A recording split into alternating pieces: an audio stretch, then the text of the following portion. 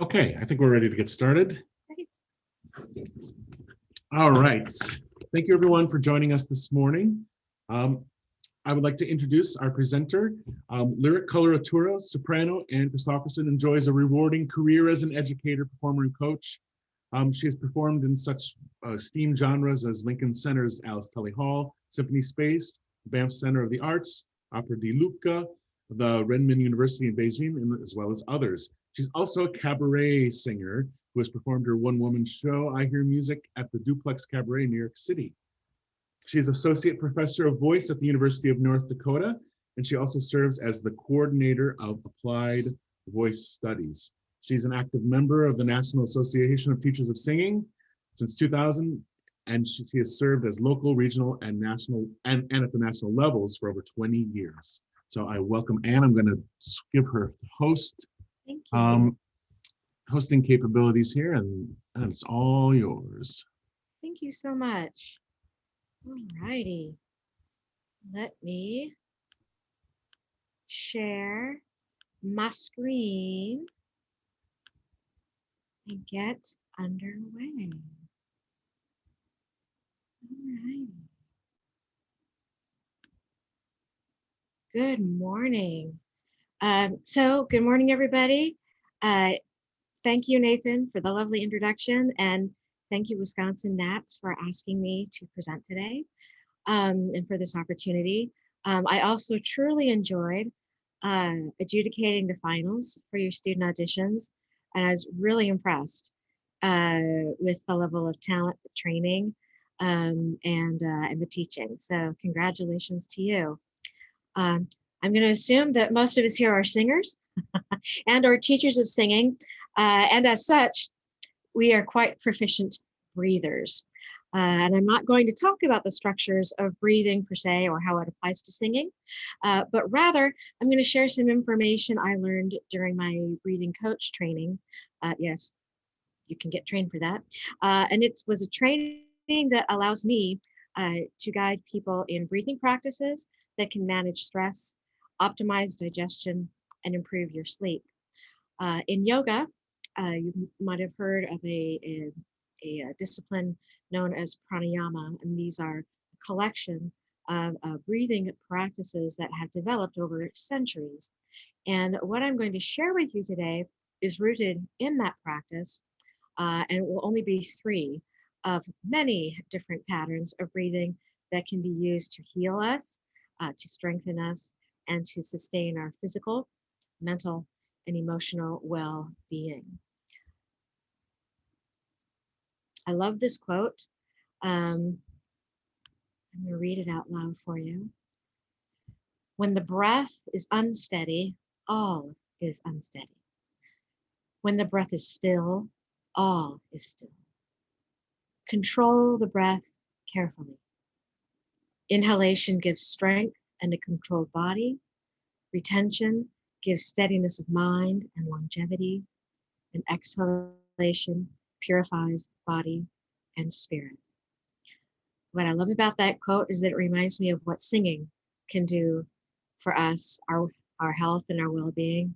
And we don't really know how old this treatise was, but somewhere between the 9th and 12th century, so a while back. And what I find interesting is that contemporary scientific research has begun to prove the validity in these claims. My presentation today won't focus on that research. Instead, I'm going to share some pieces of information that changed some of my assumptions about breathing as a biological function. And then I'll share with you 3 simple breathing practices. Breathing, or ventilation, is that process of moving air in and out of the lungs to facilitate the gas exchange within our body's fluids by bringing in oxygen and flushing out carbon dioxide. One assumption of mine that was changed when I learned the actual amount of oxygen contained within a typical inhalation, excuse me. So we see here, oxygen only accounts for 21% of a typical inhalation. I assumed it would be a lot more, You know, when we think of breathing, I gotta breathe, gotta take in some oxygen, right? Eh, only 21%. I was also intrigued by the large amount of nitrogen. What's up with that? And we'll see later that it has an important role when it combines with oxygen to form nitric oxide, not to be confused with nitrous oxide, which is laughing gas. And we all know what that does. So, what about exhalation? What does the typical exhalation look like? Well, typically we exhale 16%. A typical exhalation contains 16% oxygen and only 4% carbon dioxide. Again, I was like, really? Only that much is carbon dioxide? I thought it would be more. And interestingly, the amount of nitrogen we exhale doesn't really change all that much. And I need to look into that more, but it's an interesting dance that we see here in front of us. So let's take a look at what this dance looks like. So we see in this table that when we look at all the entries here, we start to notice uh, that carbon dioxide actually leads the dance in gas exchange. Oxygen is needed to convert food and liquid into energy, but it's carbon dioxide that increases the absorption of oxygen since it's responsible for dilating or widening our breathing passages. This enables oxygen to be more easily absorbed into the bloodstream for healthy cells, muscle and brain function, and detoxification. Carbon dioxide also facilitates the dilation of our blood vessels, which in turn increases blood flow and decreases blood pressure, ensuring again healthy muscle and brain function. And this was another thing that stopped me in my tracks. It's carbon dioxide that triggers our need to inhale. We don't breathe because we need oxygen, rather, we breathe because our CO2 levels get too high. So exhalation is the way to we can off gas the carbon dioxide in our bodies. So here I was worried that I wasn't getting it, worried about getting enough oxygen to sing and to live when all along it was carbon dioxide that was making sure that everything was working smoothly. So breathing exercises, what we're here to learn about today, they can be used to manipulate the levels of CO2 in our lungs and blood to promote um, reduce our stress, to optimize our digestion, improve our sleep, balance our mood and energy, and increase our mental focus. And for these exercises to be the most effective, breathing must take place through the nose. Again, some of this is information will not be new to us because we've taken our vocal pedagogy classes, we have taught our vocal pedagogy classes, but hopefully there'll be a couple of things in here that are new to you and that you'll appreciate. So we all know that when we breathe in through our nose, we're controlling the temperature of the air that comes into our body. It gets humidified and it also gets purified by all those little lovely little cilia hairs up in there. It also adds nitric oxide to our breath, resulting in vasodilation and increased blood flow, just like carbon dioxide. It adds friction and allows for us to control our breath more closely, thereby increasing breathing efficiency. Nose breathing also triggers the neuroreceptors in our nose and signals a feeling of safety. That I didn't know. It also positively impacts jaw and palate development in children. And of course, it can affect the quality and quantity of our sleep. So now let's look at how, since we're seeing a lot about vasodilation and blood flow and blood pressure, let's take a look at how breathing can affect our heart rate and how we can use that to sustain good health. So HRV, heart rate variability, it measures the variation in time between each heartbeat.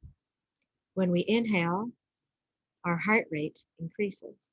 When we exhale, our heart rate decreases. Variation of heart rate is regulated by the autonomic nervous system. And that's the system that is responsible also for regulating blood pressure, breathing, and digestion. Therefore, our heart rate is variable. It's not steady and measured, which I thought was interesting. But it makes sense. We can use heart rate variability to track our responses to our environment, our emotions, as well as our thoughts and our feelings. Therefore, and this is amazing, a highly variable heart rate actually indicates a healthy and responsive nervous system, while a low variable heart rate indicates a sluggish nervous system, showing us that something is out of balance. Within this autonomic nervous system, it's a particular player that helps with this regulation of our heart rate and our breathing, and that is the vagus nerve. The vagus nerve is the 10th cranial nerve. It's the longest nerve of the autonomic nervous system. In fact, it's nicknamed the vagabond nerve because it travels throughout our entire body and it branches out. The right vagus nerve enters the diaphragm through via the esophageal hiatus in order to reach the lower extremities of our body. It is stimulated by deep breathing. It's also stimulated by humming and singing. And so this deep breathing and singing, if you like, it promotes vagal tone. And what this means is that it allows us to be a lot more adaptive, much more resilient under stress. These symptoms of poor digestion, increased heart rate, and difficulty managing emotions led me to want to find a way to regain some peace of mind and comfort within my body. Back in March, our entire country had to deal with the outcome of a pandemic, and we're still going through it today. And also, I found the internal conflict in our country was bothering me a lot, making me anxious. And so I took a certification course to become a breathing coach. And these exercises that I've learned, I have found that they really help me to regain some equilibrium and enable me to move through my day with a little bit more grace and compassion for myself and for others, for my students. And I wanted to share them with you today. So where do we start? We start with what's known as the Ujjayi breath or ocean breath. It's called the ocean breath because it sounds like the ocean. If you've ever held a seashell to your ear, and it creates that phenomenon of a rustling sound, this creates a very similar sound. And it is an aspirate inhalation and exhalation. And I will guide you through how to do this Ujjayi breath in the next slide. So the smaller opening due to throat constriction lets less air through, which makes the breath last longer. Breathing slowly induces calm due to its connection with the parasympathetic nervous system. The vibrations that occur in the larynx, they stimulate sensory receptors that signal the vagus nerve to induce a calming effect. The contraction of the throat caused by Ujjayi exerts a gentle pressure also on the carotid sinuses in the neck, which help to regulate blood pressure in the arteries, leading us to reduced tension and a slower thought process. It sounds more complicated than it is, and so I will guide you through it after I get a sip of water and maintain my hydration.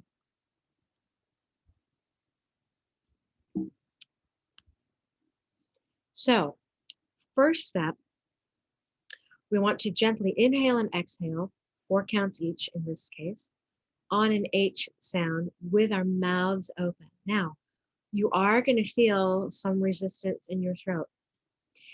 If it feels like you're choking, you are working way too hard, right? So when we think about it as singers, we think of diction. We think that H needs to travel to the back of the hall. This is not the case here. We just want a gentle, rustling quality of sound, and nice and gentle. I'll demonstrate for you. I'm going to bring my handy mic up here so you can hear how soft it is, and we can do it together. So on count of 2, we'll do it together, 4 counts in and 4 counts out. So here we go.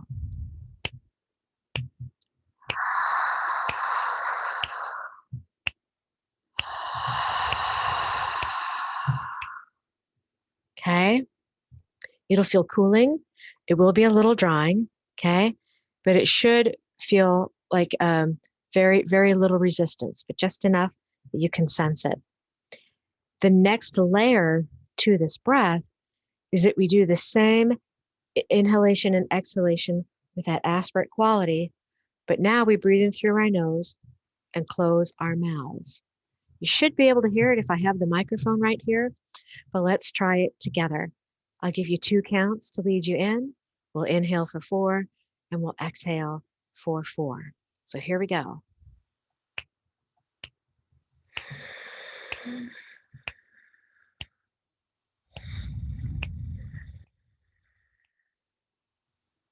Okay. How are we doing? We okay? It's a bit odd and it does take a little getting used to, but with all things worth doing, it takes a little practice, just like singing. So a really important thing to keep in mind is that these breathing exercises that we're going to go through right now do not do them when you are swimming or bathing, because you can run the risk of drowning. You will go into a fairly deep internal state of mind, quantum state of mind, if you like, the space between our thoughts. And it can be distracting and you can fall asleep. And I don't want you to do that. I don't want you to risk harm to yourself. So the first one we're going to look at today, it's called water breathing. Now this notation, water, is a way of contemporizing the practice. It actually has a complicated Sanskrit name, and we don't have to learn Sanskrit today. It's a very complex language, very ancient language, very interesting language. But we're going to keep it easy. And water, when we think of water, and we think about water a lot as singers, it has a balancing, it has a calming effect on us, and so hence the term water to use to describe this particular exercise. What I love about this exercise is you can do it at any time of day and doing pretty much anything. You can be making dinner, you can be having a conversation, you can be doing the water breathing at the same time. So standing, sitting, lying down, walking, driving, all of the above. The purpose of this particular exercise is to balance or reset our mental or physical energy. How do we do it? Well, we breathe in through our nose with the Ujjayi breath and our good friend, our diaphragmatic or abdominal breathing. See, half of the task you already know how to do. Being proficient breathers, we already have developed this kinesthetic awareness of ourselves when we expand and contract during the breathing cycle. So you are more than halfway there. So you're up for this. So if you're sitting, make sure your chin is parallel to the floor, your face and your shoulders are relaxed. Your hands can be at your sides or in your lap. It's best if your feet are flat on the floor. Close your eyes and check in with your jaw and tongue and make sure that they feel that they are in a neutral position. I'm going to snap our tempo, okay? We're going to breathe in for 4 counts using our Ujjayi breath, slight pause, and then we'll exhale on Ujjayi, 4 counts, followed by a slight pause.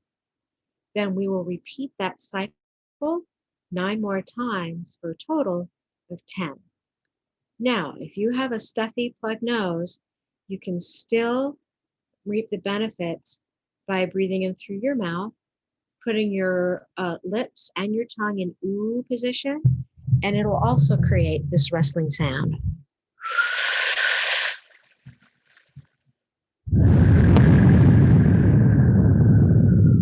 Okay, you won't get as much stimulation to the vagus nerve because you're not holding the glottis open for that H, but it will still, you'll still reap some benefits by slowing down your heart rate when you exhale, etc.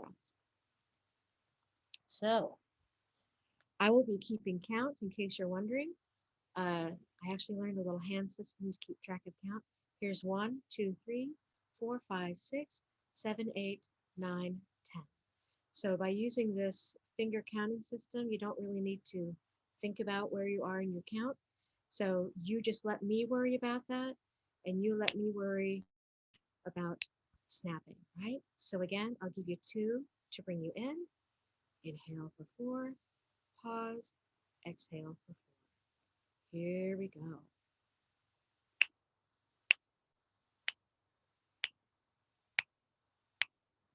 Exhale.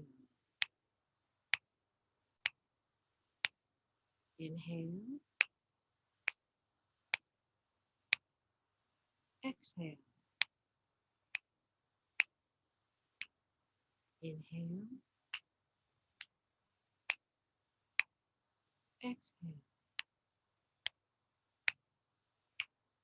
Inhale. Exhale. Inhale. Exhale. Inhale. Exhale. Inhale. Exhale. Inhale. Exhale. Inhale. Exhale. Inhale. Exhale. Good. Take a moment, sit with yourself. Check in with your mind. Check in with your body. I feel much calmer. As I said, this is a great way to reset. I have found this helpful prior to making a presentation, which I did today. If you're nervous about a performance, this would be a great practice to engage in. If you're needing to start a new project, start a new task, and you're feeling a little wound up, a little scattered, doing this practice gets you back to center, clears your mind, and enables you to slow down your thought process so you can be a lot more aware of what you're doing and what you're saying. It's helping. It helps in many, many different ways. So our next practice oops, is, what's going on here? Nope. Here we go. Whiskey breathing. So one does not have to drink alcohol while doing this breathing practice. Again, the whiskey word is merely as a descriptive term. So not everybody, but some people do imbibe alcohol to really relax and to care less about what's going on. That, of course, leads to addictive behaviors. This will be a good addiction because we all need to breathe. Um, it's about slowing your breath rate down. And what's different between it and the water breathing practice is that the exhalation is twice as long. As you get more and more deep into the practice of the whiskey breathing, you can increase that exhalation to 16 counts and really go deep into relaxation. So this is the basic version, the beginner version. And you do not need to lie down right now, but if you wish to, that's perfectly fine. If you're going to lie down on the floor, using a mat is good. Use the couch or bed. So I would be interested to know if I should take any of these questions right now. That's up to you. Yeah, if you want to Okay. take a question. If there's a question to clarify the breathing practice, I can do that in real time. Otherwise, maybe, no, this is a good time to take a break because whiskey is going to make us really, really mellow. So Rachel, you had a question? Yes, I was just curious. When I try the Ujjayi inhalation, I find that I do a much better job with my mouth open. And I don't feel that I can always get through the whole count feeling as open inside with my mouth closed. And I just didn't know if you had any pointers for that. Short answer, practice. And I don't mean to be flippant. It is, when you do close your mouth, it is odd. It doesn't, yeah.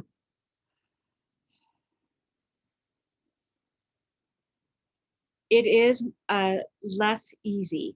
I agree, because maybe it's the kinesthetic feedback that you're receiving from your brain that it is working, or that you are noticing that it's happening.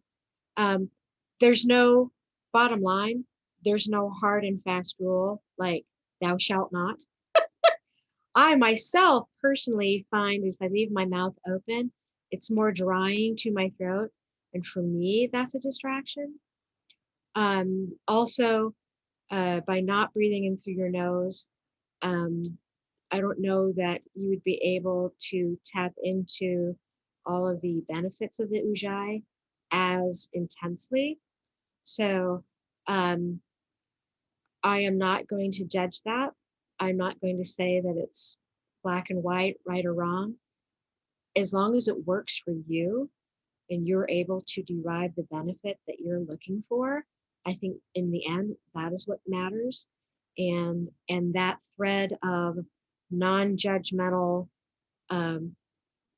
paying attention to your process, to how the benefits are for you, I think is a primary tenet of yoga in general, right? We learn to be compassionate for ourselves in the moment. We practice in the moment. We listen to our body in the moment, and we don't judge or shame ourselves in the moment. So I think by just practicing it, maybe alternate. Maybe you want to do one cycle through your mouth, and then the next cycle would be through your nose. And going back and forth might enable you to find more comfort in the nose inhalation. Yeah, that's actually what I was doing. And that's why I noticed. You're smart. because I felt like it was drying when I opened my mouth, but then I didn't feel like I could breathe in as long when I closed it. But I'll keep practicing. Yeah, it's practice. And again, the pattern for the water breathing that I taught you is the most basic.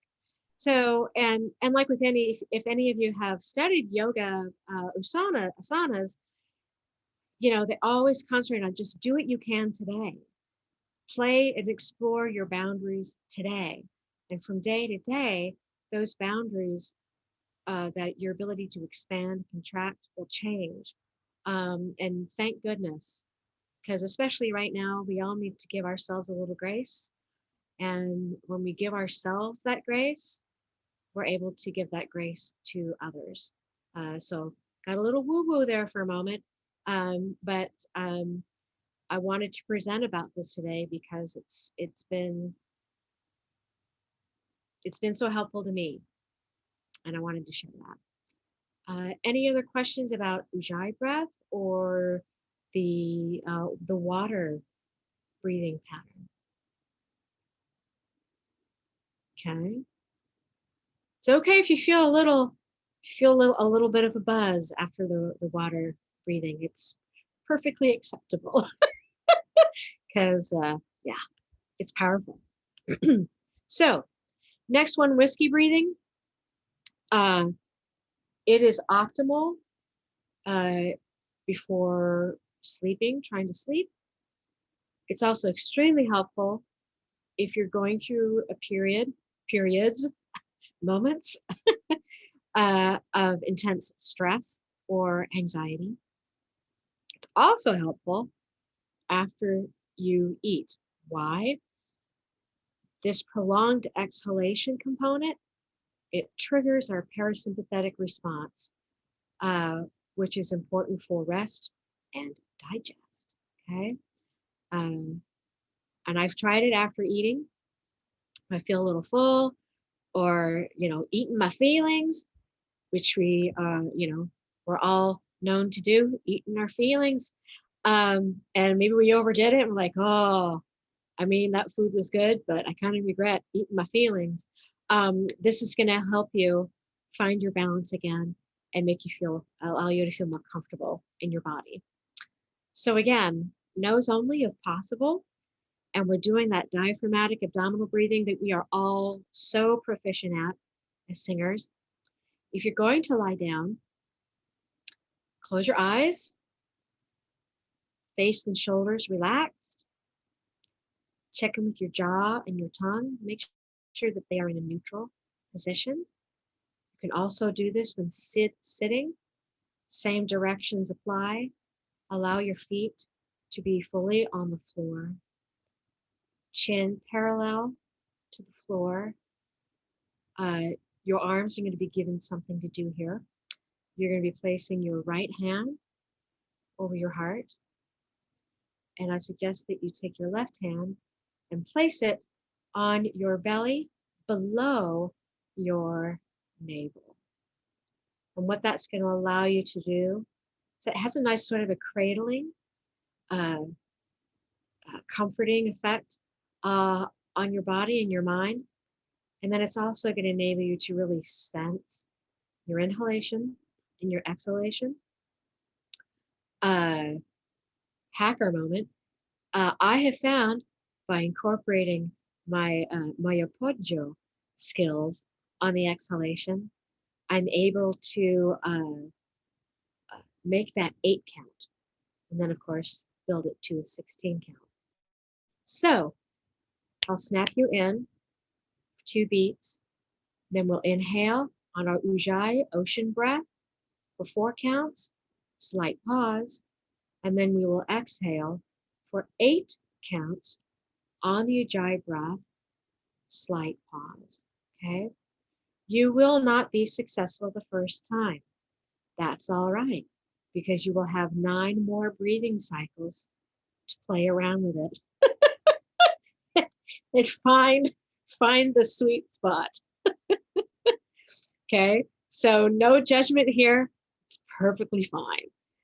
And again, I'll be using my little finger counting to keep track of our 10 cycles, and I'll be snapping the counts so that you don't have to. So I'm hoping that you will feel at liberty to just inhale and exhale and find those quantum spaces between your thoughts. And if you fall asleep, have a nice nap. No judgment here.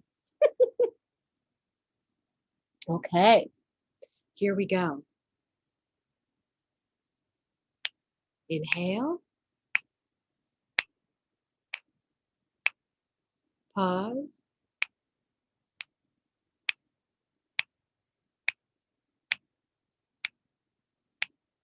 Inhale. Pause. Exhale.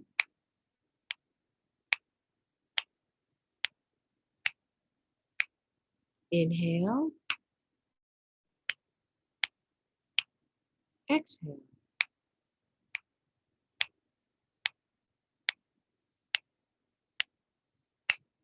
Inhale. Exhale.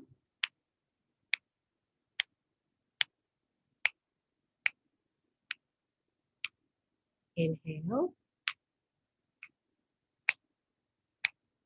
Exhale.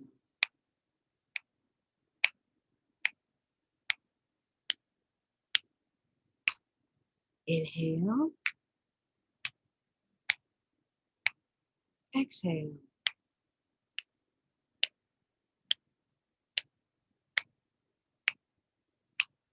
Inhale. Exhale.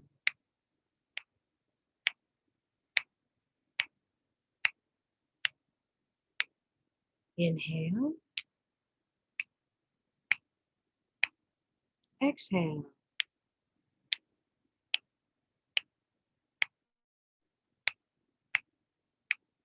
Inhale. Exhale.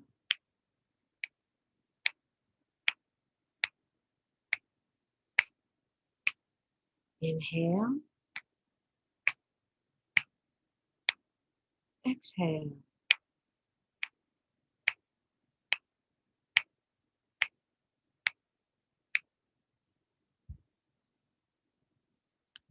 How are we all doing? I'm feeling really mellow right now.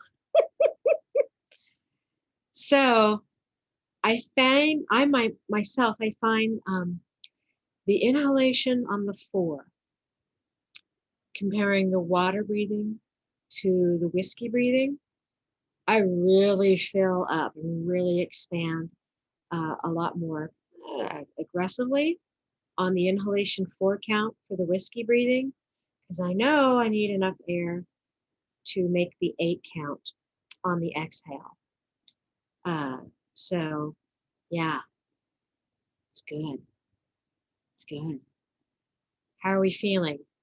Anybody feel comfortable sharing how they're feeling? It's okay if you don't. I feel like my heart rate is lower. Yeah, yeah. I almost feel a little, and it varies from day to day when I use it. I'll either just feel calmer, or my limbs, both my legs and my arms, will feel a lot more heavy. So extremely relaxed physically. Yeah, it's good. Okay. So now we're going to do our coffee breathing. And it says it all there in the word. When we think of coffee, we think of waking up. We think of an increase in mental and physical energy. But it does have its downside, right? It's drying. It makes us a little more dehydrated. Can bring our heart rate up too much. So with this coffee breath, you can get that little jolt without all the caffeine side effects. You can do this sitting on a floor mat or in your chair. I do this every morning before I take my dogs out for the morning walk. Clears away the cobwebs. And you can also do it before exercising. You can do it, I've done it on long car trips. I will drive from North Dakota to or from Idaho or Colorado, and it's a 2-day drive by myself. And by hour 5 or 6, I start the nod. Our breath rate slows down when we breathe, and we gotta get hypnotized by the road. So I will, of course, pull over to a rest area and do 1 or 2 sets of the coffee breathing. And it's like a switch flips and I'm focused again. And I'm not worried about, veering from lane to lane or into my neighbors on the highway. So really helpful. And this stimulates the sympathetic response in our autonomic nervous system. Again, our good friend, diaphragmatic abdominal breathing through the nose if you can. Find a comfortable seated position. And I recommend that you do place one of your hands on your belly below your navel, because this is the area where we want to contract and pull in our abdominal muscles. You will exhale sharply through the nose. It feels like a light sneeze. The sneeze is a result of the quick inward contraction of your lower abdominal muscles, okay? It is odd, it is funky. You will feel awkward and uncoordinated, and I love that. So the first time through,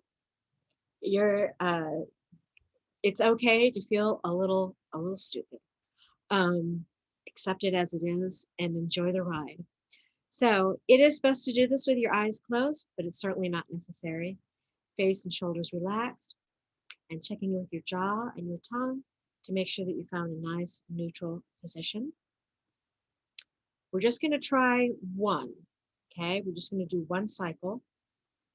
When you do the sharp inhalation by contracting your lower belly, that is followed by just a release, like just a natural recoil. And by default, there will be a light inward exhalation.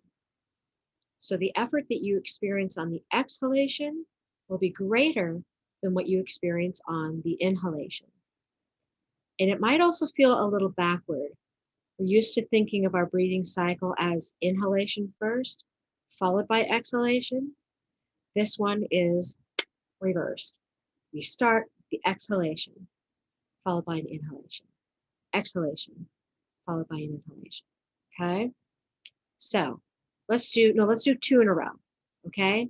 So, ready? I'll count you in on 2. 1, 2. How'd you do? It'll clear out your sinuses for sure. Maybe you'll have a Kleenex to the side. If you need to dab, do a little dab.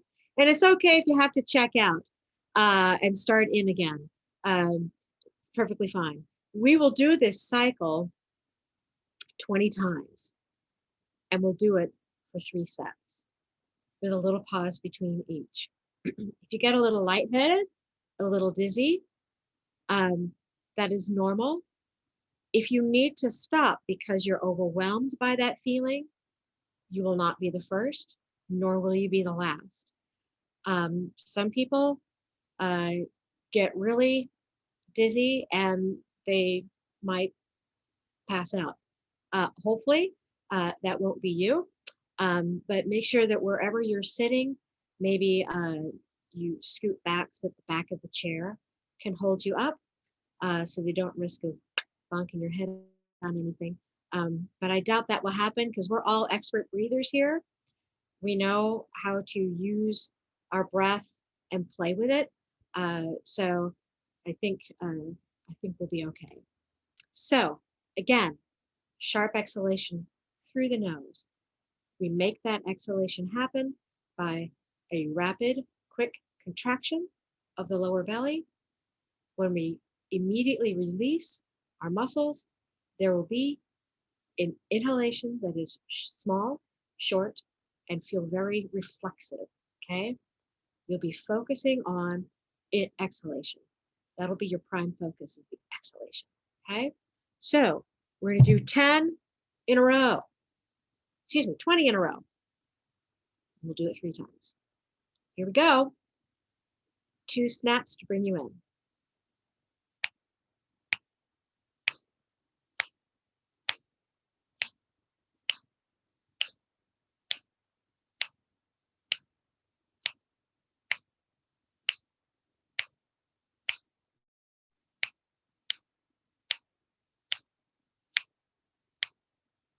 Good.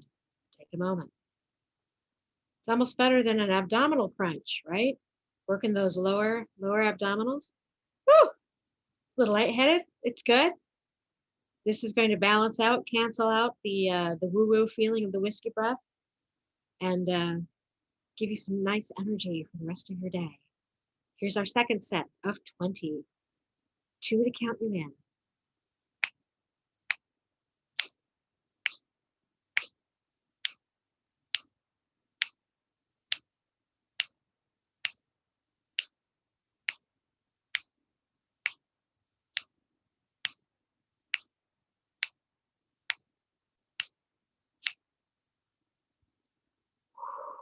Yeah. Woohoo! Getting jazzed, right? Righty. Ready? Set number 3, 20 counts, 2 snaps to bring you in. Here we go.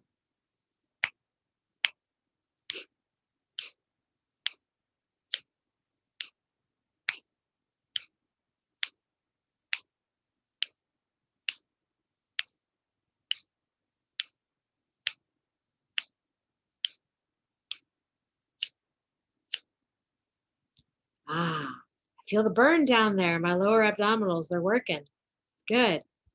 Okay. Woo. Yeah. So it should feel a little bit, so the nice veil, the woo-woo veil of the whiskey breath should be cleared away now. You might be experiencing things, your sight a little bit sharper, right? Brain feels a little bit sharper, a little bit more awake. How are we all feeling? We all doing okay? So that is all that I have time for today. Breathe well, sing well, be well. I'll do a little shameless plug moment here. If you want to go more in depth, I am available for one-on-one coaching. It's an hour once a week for 4 weeks. I can also do something, I could do this one again, small group for an hour, or I can do a group presentation that is for a few hours. So it would take like an afternoon. And it will go a lot more in depth with the nervous system and learn a couple of more of the more advanced versions where we do retention of the breath before exhaling, which is very cool. So I hope that you feel like you've learned something new about the biological chemical aspects of the breathing cycle. And I hope you had fun exploring how breathing patterns can change how you are living inside your body as well as interacting with the environment around you. And I hope that gives you a feeling of empowerment. If you want, I didn't have time today, but I can make a PDF of the 3 breathing meditations if that's something that you would like to have. I also have the 3 breathing meditations recorded on an MP4 that I would be willing to gift to you for free so that you don't have to necessarily remember what we did and guide yourself through it. I'll be able to do that with through iTunes, playing it through your MP4 player. So I'm going to stop sharing. Well, I'll just leave it there. It's a nice slide. If no one has any questions, that's all I have for you today. Thank you, Anne. Do we have anyone have any questions? We would love anything, the slides with the descriptions. I think that would be great for those of us who would like to use them. I'm having just about to end. I can share that with the chapter, so I can reach Great. out to, oops, my cat just joined us. Yeah. So good. Any questions? Anne, I was just curious, how do you use these in lessons? Do you take a gauge of your students and then see if they need one of these exercises? And how have you seen that change how they're reacting or singing? So most of my, so for those of you who don't remember, I live in North Dakota, and North Dakota is #1. North Dakota is #1 in COVID cases. And I mention that because my my last in-person studio class was 2 months ago.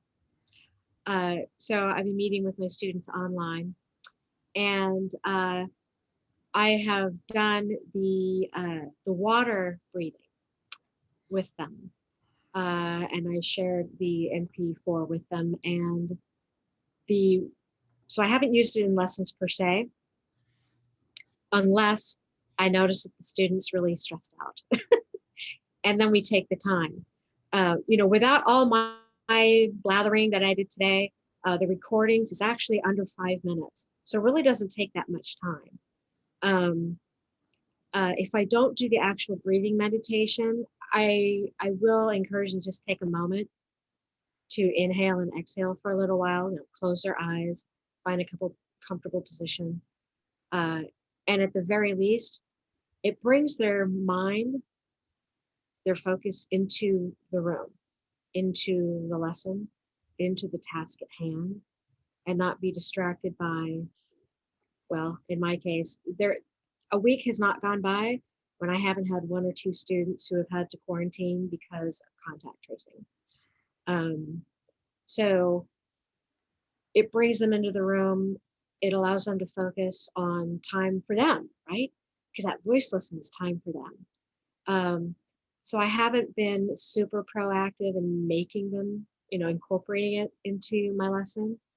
But the feedback that I've received has been positive so far. There was another part to your question and I forgot what it was. I'm sorry. No, that was a great response. I was just curious, yeah, if you had gotten feedback as to how they felt differently. But I know that it's a sort of new and you're in a weird situation, so you haven't been able to try it out quite as much as you might have. Yeah, and I've wanted to respect. I wanted to respect their boundaries, and letting them feel empowered to use it as opposed to it being imposed upon them, because enough is being imposed upon them as it is. But I've been trying to think of ways to spread the gospel, as it were, to my colleagues and their students.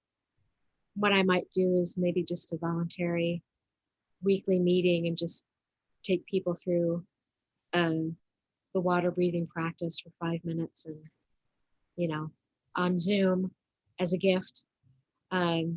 So we'll see. I haven't quite figured out how to spread the word. So I understand, yeah, and I also understand not wanting to impose new things, but I do think it could be super helpful. So thanks for sharing. You're welcome. My pleasure. All right. If we don't have any questions, then thank you, Anne, so much for spending time with us this morning and for judging our students in the finals. Yeah. I'm going to reclaim the host so I can stop. Reclaim your time. Reclaiming your time. Everybody have a wonderful day. Thank you so much. Yes, thank you everyone for joining us.